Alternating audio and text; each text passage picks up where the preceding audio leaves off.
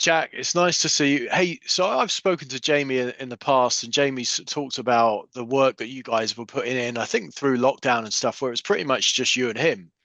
Now, like, it Yeah, seems like you've got like a real effervescent gym with the ribbon between Dave and Pat Brown, and like the gym's buzzing, right? Is that how it is? Is it very different to how it was when it was almost just you and Jamie back in those days? yeah. You know what, Tris? I feel like the gym's been through a cycle, like with many boxing gyms. When I first joined in probably, I think it was 2017, um, there was quite a lot of established fighters, Rocky Fielding, Martin Murray, Tommy Coyle, Carl Frampton, etc. So that was good for as long as that lasted. And in that time frame, you've got a lot of younger fighters joining the gym. And certainly over this last year, I feel like there was a period where a lot of the names that I mentioned have retired.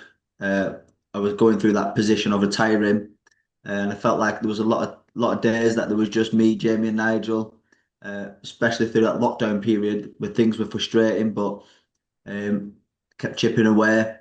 And over this last year, you would say the gym's probably a brand new gym. There's a lot of fighters in there now, a lot of young fighters, and I feel like one of the older ones. You are, I suppose. I suppose you are like one of the old school now for that gym. And I was going to ask as well, like while we're there, obviously Jamie gets in that category as one of the best fighters to never win a world title. How keen are you not to add to that list of one of the better British fighters not to win a world title? So keen, so keen. That's got to be first and foremost. And I understand the position I'm in, coming off a defeat to Barboza, but I am still confident that between 140 and 147, over this next year, I'm going to get myself in a position to win a world title. You mentioned that Barbosa fight. I mean, while while I'm digging in the negative, how frustrating was it to slip at that hurdle? Because like that was the one, right? That was the one beat Barbosa and you're there. And I suppose it's one thing if that fight had come out of nowhere, but it didn't. You'd beaten Josh, you'd beaten Regis, and then it was like get over that last hurdle and you're there. Yeah, it's so frustrating, but I guess you can't cry over spilt milk. That's part of my journey, part of the process. Um, Over the last 18 months, I've had good momentum from Foley, Linares, Taylor, Prograis, going into the Barboza fight. And I guess I was kind of in that position where it's just get through this one, just get through this one. And I didn't perform, didn't beat him. No excuses made. Wasn't my night. I've got to be better. So we're back to the drawing board. And I'm excited for this challenge next Saturday. Was the Barbosa fight a mix between you not doing what you needed to do and him doing something well, or do you accept more responsibility in the sense that it was down to you and how you performed? Yeah, I don't think Barboza was like dominant or over impressive. It felt like he was nicking rounds. I put it down to myself. I put it down to myself not performing, uh, whether that was one thing or a number of things. It didn't happen for me that night. I said I stewed on it for a couple of weeks, got back in the gym, and I'm out there to make a statement on Saturday and remind people that I am a force at 140, 147, and I'm coming for it. Would you have got Teofimo Lopez in Times Square, or was that not being discussed? There was talks of it. Uh, who knows? I couldn't have predicted what was going to happen next. No, sure. So tell me about Harlem Eubank and how highly you rate him. I've not seen an awful lot of him apart from the last couple of fights, which I believe have been on Channel 5. From my understanding, we're a similar age. He turned professional a couple of years after me. I've seen he's boxed a couple of my previous opponents that I boxed quite some years ago. Um, Not really too much to say on him, to be honest, Tris. What vibe did you get from him when you came head to head at the press conference and that? Did you like the Yeah, I chap think or? I've had a few comments saying it was all too respectful, but I think people that know me know I don't mince my words. If we don't like somebody, I don't go out there trash talking, but at the same time, I won't be what's the word? I won't be bullied by anybody. Um, it's business for me, and it's an important fight for me on Saturday, and one I need to go out and dominate, and that's what I intend to do. As far as Harlem's concerned, I know it's his opportunity to get in the picture for bigger fights, etc. So I know the job at hand. We met a couple of weeks back now in Manchester. We did a round the table. It was neither here nor there. There were no trash talking. I think we both understand the challenge ahead. Do you feel like him beating Timo Schwarzkov and Tyrone McKenna is satisfactory for him to then fight you? Like, or do you think the jump is too great?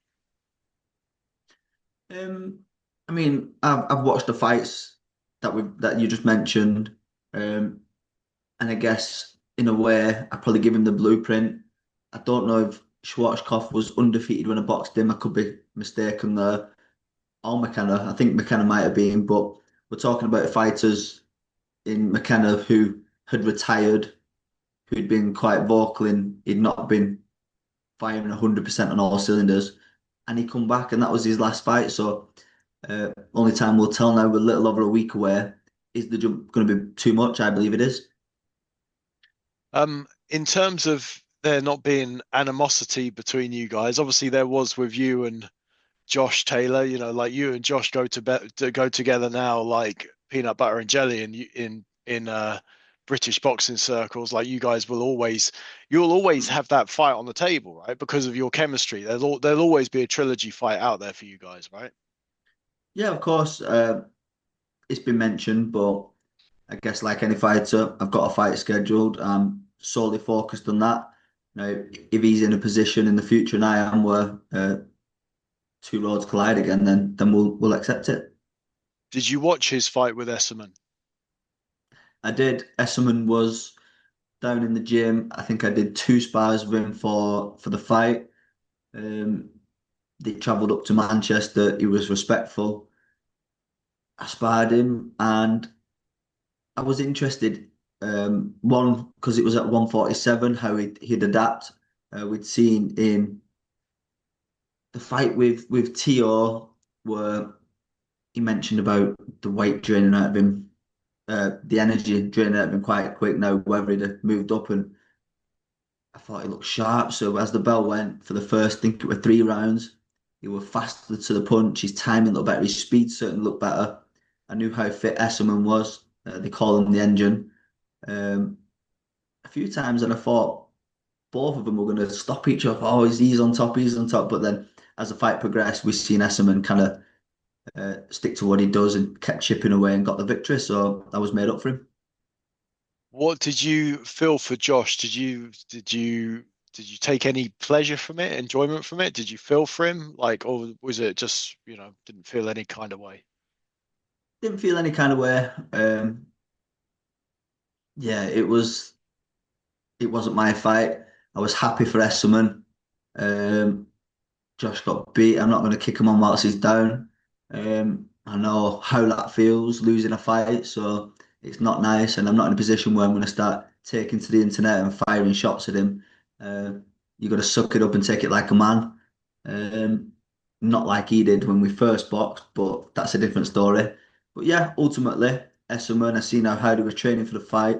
I've been in that position, travelling up to Glasgow as the away fighter, probably expecting to get um, on the wrong side of the decision, maybe. I was quite nervous when it went to the scorecards for Esselman, but uh, they come up right that night.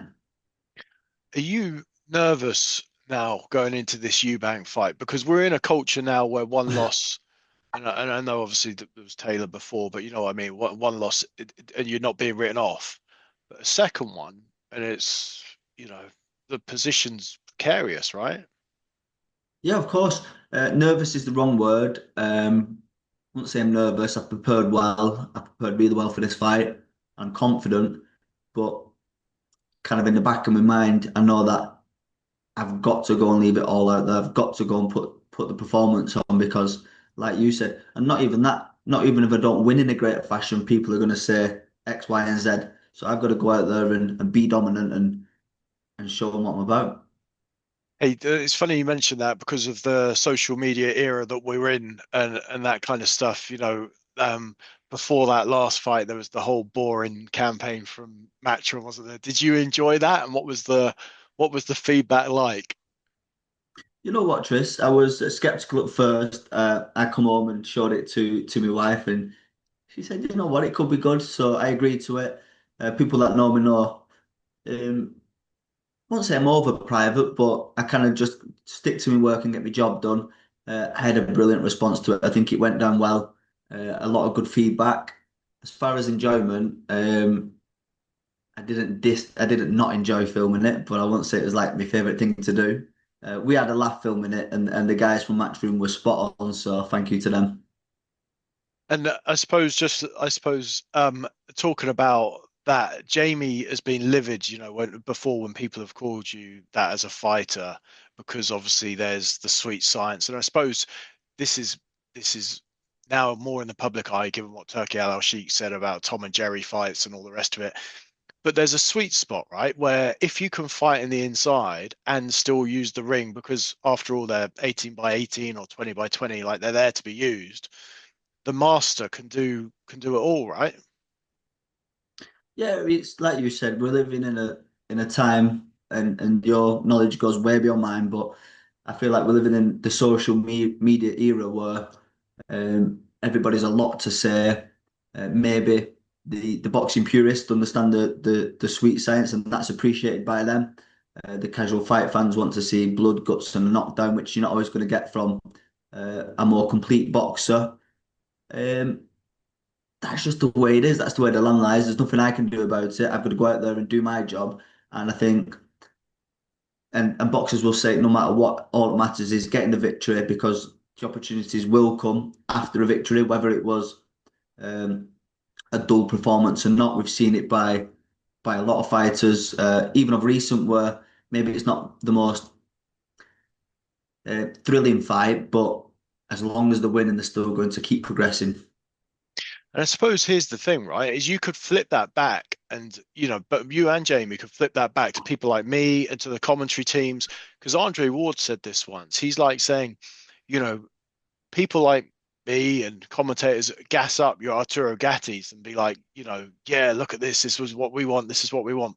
But actually, it's our job to educate people and say, no, actually, what you're seeing is really bloody good and very, very difficult and takes a lot of skill. Like, there is an argument that's down to the media to educate fight fans more thoroughly than just say, yeah, look, let's get rock and soccer robots in and see who's the last one standing. You know what, Tris? That I've not heard it put in that context before, but I appreciate it and I rate it because I've been boxing for 20 years. I know I can fight.